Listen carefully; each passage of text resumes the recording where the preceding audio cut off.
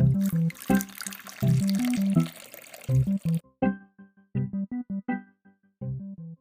guys, this is James from TeaDB bringing you episode number 62, InBetweenIsode number 62. So today I am drinking a Yunnan Sourcing tea from 2015, the Huangshan Gushu. Yunnan Sourcing, of course, needs no introduction as they've been very well covered on TeaDB.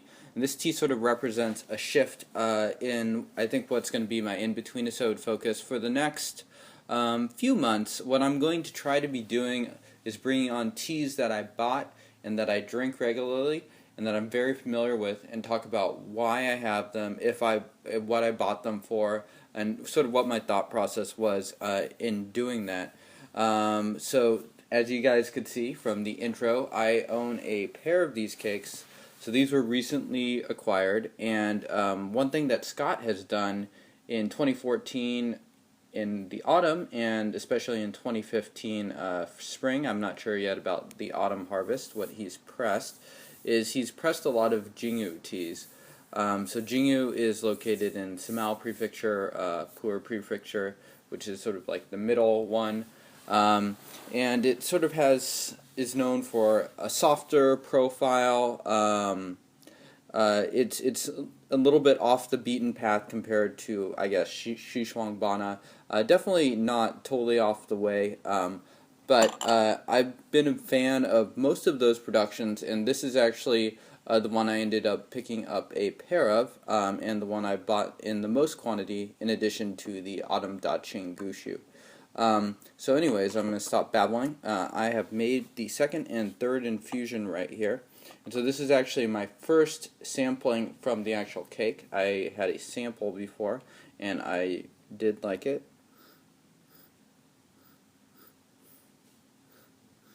So it's sort of got like a sweet, floral aroma to it. You know, pretty typical young raw Pu'erh aroma. Definitely a part of the appreciation of this tea.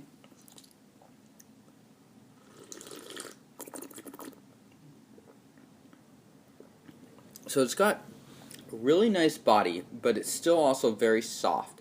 And you know, I definitely have my own biases towards teas that are not overly aggressive, especially for young Pu'erh. So I end up liking a lot of Iwu teas.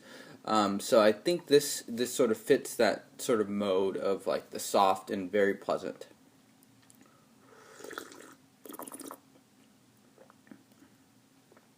There's definitely some vegetalness, some greenness in it. I can feel the taste extending. There's a light throatiness to it that is also quite nice. In the first steep, actually off the camera, I noted a little bit of cooling effects. I noticed a little bit of that here, but it's a little bit more muted compared to the first steep. One difference I think this tea has compared to a couple of the cheaper productions, in particular the Bai Ni Shui, is I think it's heavier. There's more body. There's more there, and I think it's a better tea. And so for what it's worth, I would spend up and get this tea. Not that the other teas are bad. They're a little bit cheaper, but I'm a big fan of this.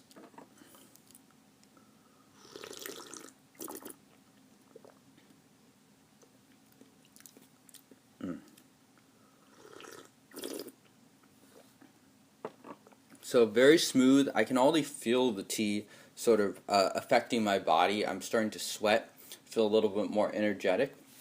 This tea, I would say, is very sort of like more straightforward in its approach. The other tea that I really liked for the price from Jinggu was the Dacheng Gushu, and I own a couple of the autumn versions, and it's sort of an interesting compare and contrast versus this tea. I found this tea to be a little bit more straightforward, have like a bit more body, be a bit more just straightforward, a little bit more muscular in its form. And the Dacheng Gushu I found to have a little bit more sort of like intangibles to it, like a little bit more chi, a little bit more throatiness, but maybe less body.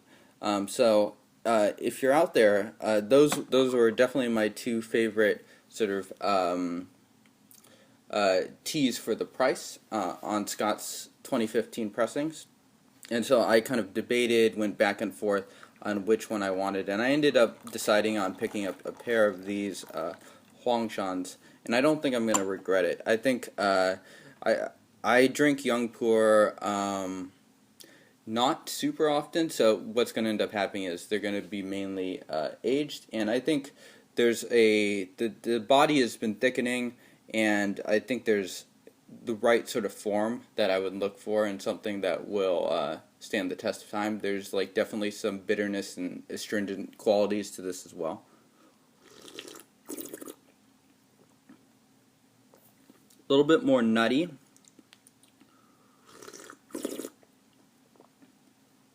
Still very thick. Each steep has gotten thicker one after the other.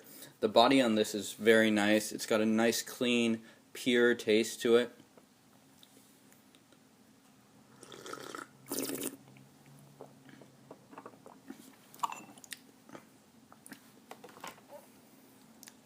So here is steep number 5.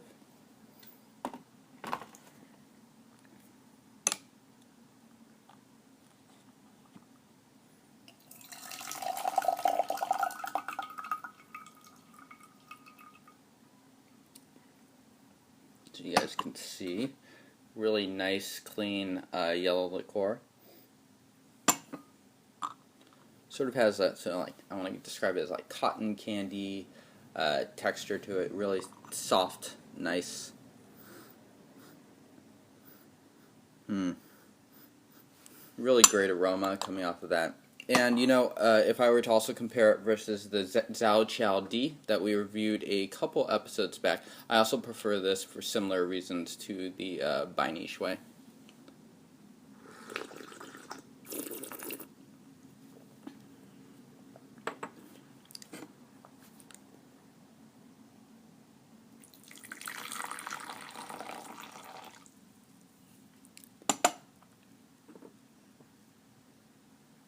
Cheers.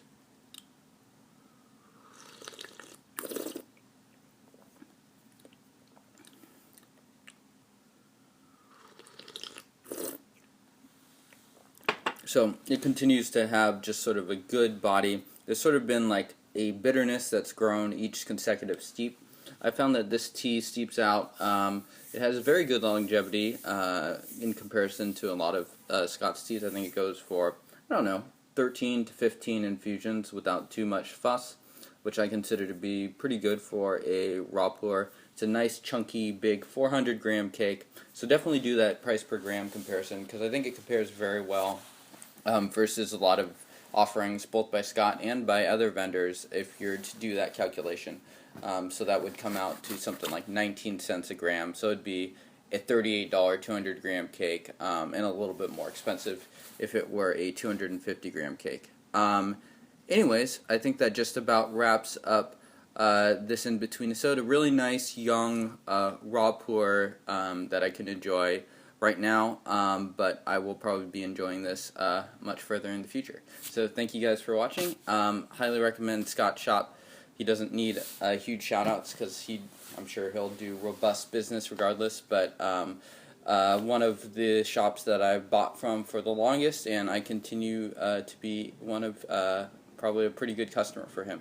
So highly recommend just checking out Yunnan Sourcing in general too if you haven't already. Cheers guys.